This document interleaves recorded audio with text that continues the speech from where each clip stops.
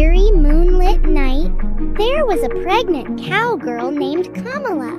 She wore a big, stylish cowgirl hat and a pair of shiny boots that clicked with every step. But she wasn't just any cowgirl. She was Kamala Harris. And tonight, she had an unusual craving that wasn't for pickles or ice cream, but something much stranger. She needed to go to Lowe's. Kamala arrived at the empty Lowe's parking lot just before midnight. The automatic doors opened with a cold whoosh, almost like the store itself was sighing. Inside, it was quiet, a maze of aisles that stretched on forever, filled with tools, garden gnomes, and strange flickering lights. Her boots clicked against the tile as she walked in, her eyes scanning the aisles. Deep within the aisles of Lowe's, a little boy named Sammy was wandering around, lost. He had gotten separated from his parents and was feeling scared. The garden section looked so creepy in the dim light, and he swore the gnomes were watching him. Sammy tried calling out, but the only thing that answered was the echo of his own voice. Then he heard it, the click of boots. Click, click, click. He turned and saw Kamala, her hat casting a shadow over her face, her eyes looking sharp, but somehow distant. "Are you lost, little one?" she asked, her voice smooth and confident.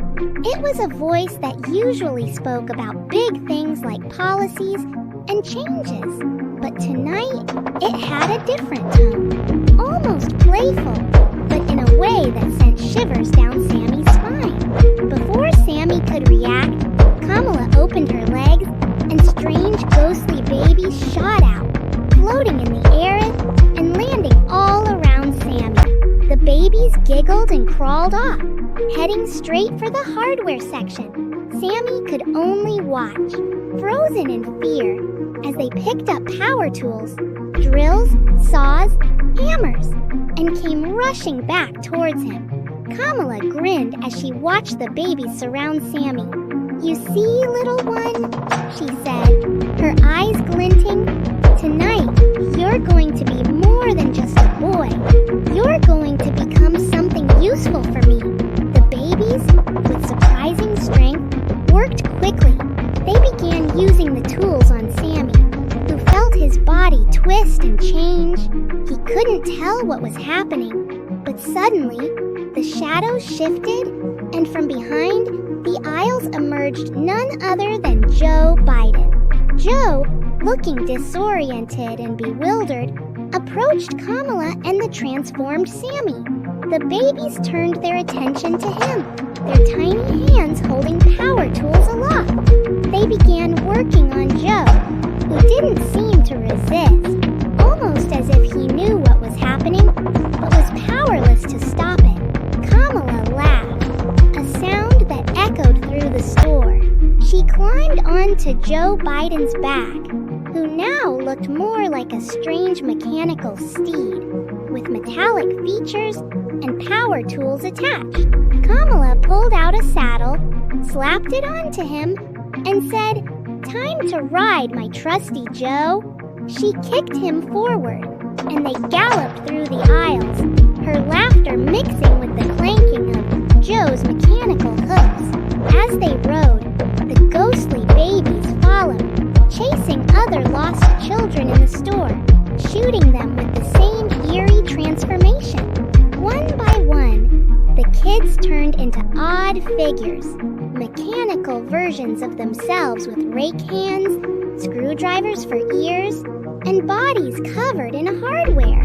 Kamala led her strange new army, Joe Biden at the front, as they stomped through the aisles, knocking over shelves, spilling nails, and wreaking havoc.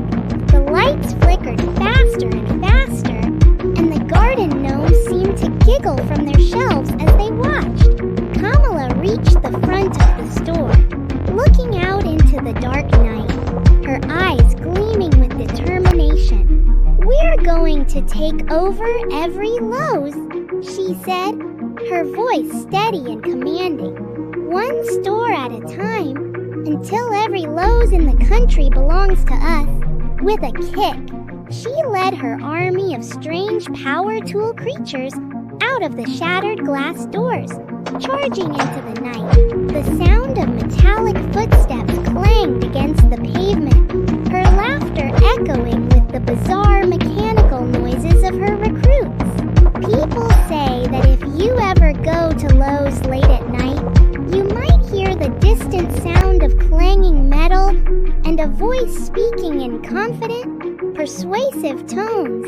If you hear the click of boots or catch a glimpse of a big hat, it's best to leave immediately.